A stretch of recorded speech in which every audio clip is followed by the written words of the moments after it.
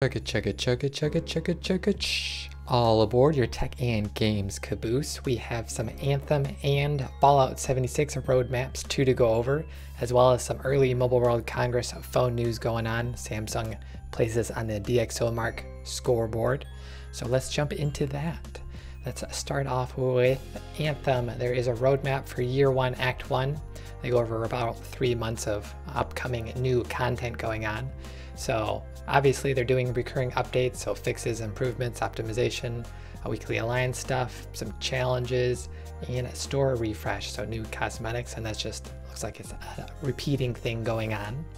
And then February, which is this month, obviously, is going to be some new free events. So the Outlaw Outrage, there'll be Giants and Shaper Surge.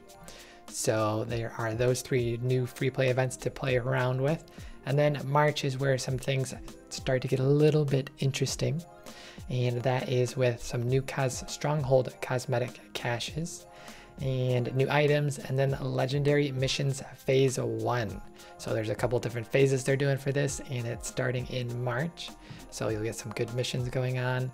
And then more new free play events, so the Cortex locked, and then reoccurring free play events. There'll be Giants again and some others.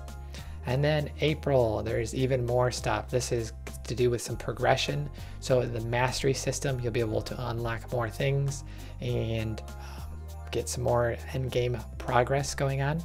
And then more new items, and then more free play events, some repeats of the free play events. And then there is a new mission, Legendary Missions Phase 2, and then some Stronghold, the Sunken. So I believe this is the 4th Stronghold. It launched with 3, and this will be the first new Stronghold they add.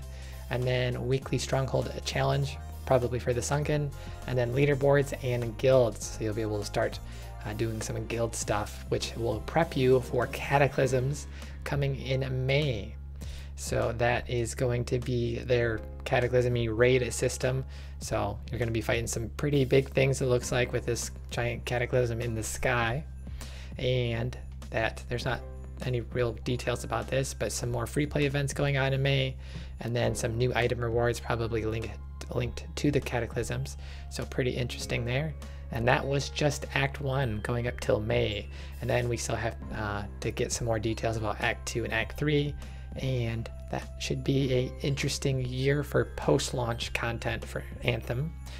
Something that the reviews probably would have liked to wait for, because they got a couple low reviews.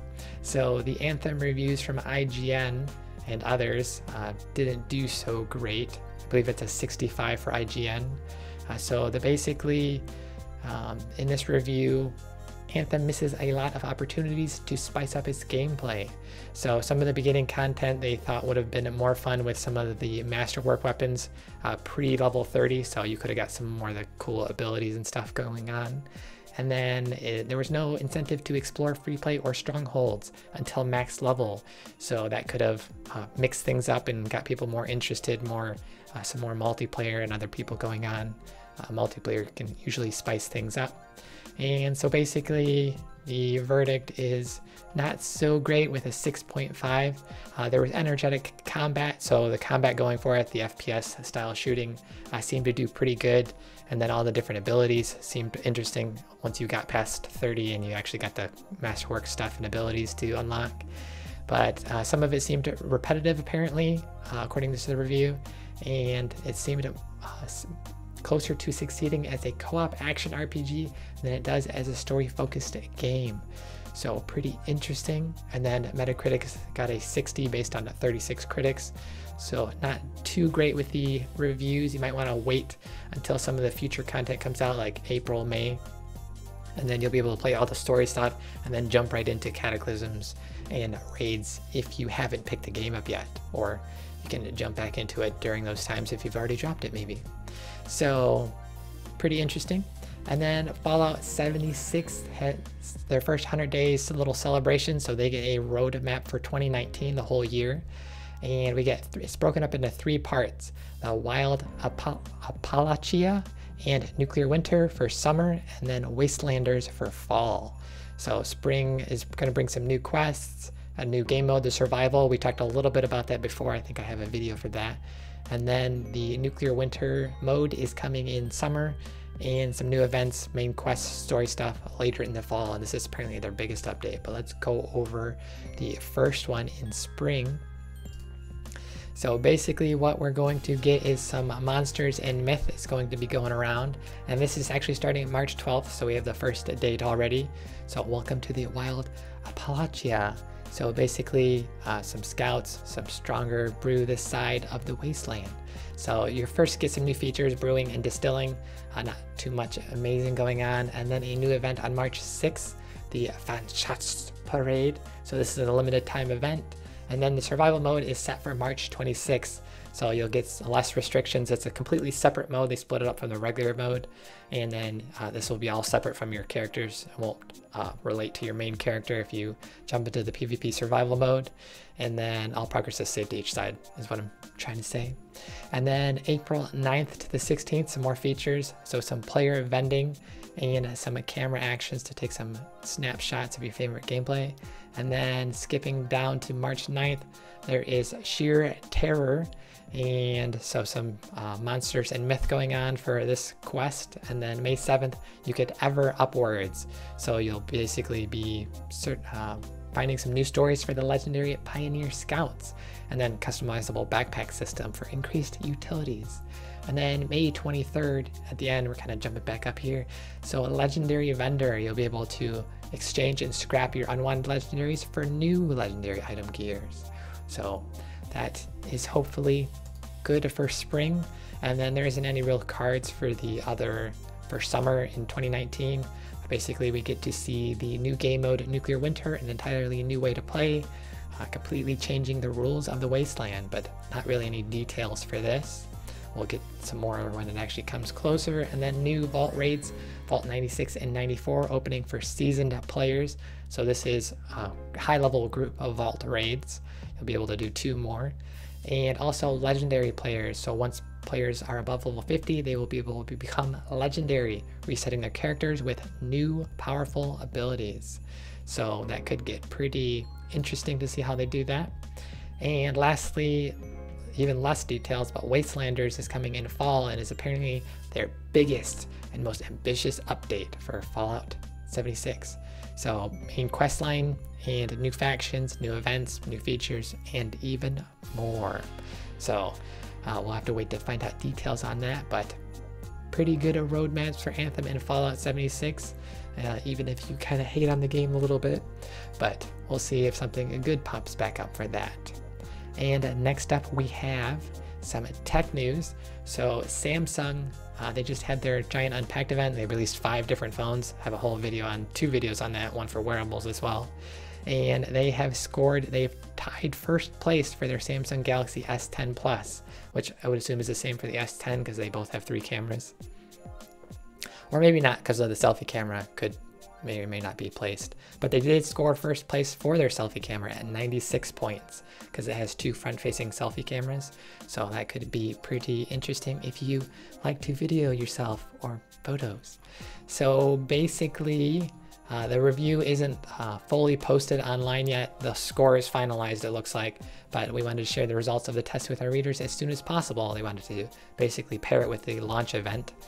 So there will be a full formatted review be able to look at, but basically they just have the photos at 114 score. It's broken into a bunch of different stuff. They take thousands of pictures and hours of videos indoors and outdoors with actual sets and stuff to get reproducible results. And 114 for photos, so it looks pretty good for photos, and 97 for video, and then it's based on a bunch of different things. But the autofocus and stabilization was the highest scoring. And again, autofocus for photos, exposure was pretty good, and the flash apparently has a good flash on it, so pretty good there. And the S10 has 3 cameras, their main camera, which does the dual aperture for low light and just regular photos, and then they have the ultra wide, which is the 123-degree field of view, and then they have the 2x zoom telephoto lens. So pretty good for DxO mark. And with other Samsung news, the Bixby button is going to be remappable for premium Galaxy phones. So that extra little button they've always had for the last couple of phones at least, now you can finally remap that I believe there were some extra apps you could do to change it, but now they're actually letting you do it. And this is for Samsung S8 and S9s, and obviously S10s, with the Note 8 and 9 included as well. So just other Samsung news. And then we have lastly some foldable phones, one from Huawei Mate X. So this is a foldable 5G phone. Looks like it's on a billboard already, pre-Mobile World Congress, which I believe the press event starts tomorrow, the 24th. And so we'll get to see what's actually going on. I believe this is the 25th or the 26th is when Huawei does their full event. But you can see how it's folding, and it's going to meet with this little bar at the end. So it's a little bit more flip phony, kind of like the Razer phones in the past, has a little bar at the bottom. So we'll have to see what's going on here, but we get 3 different pictures on the same billboard, and it could be pretty interesting. It's got 5G and a folding screen. We'll see how expensive this gets if it reaches the $2,000 price point that Samsung is doing with their folding phone. So more info on the 24th from Huawei's press conference. So that's when you will find out more. And lastly, another folding thing from Apple this time, blueprint for their foldable iPhone.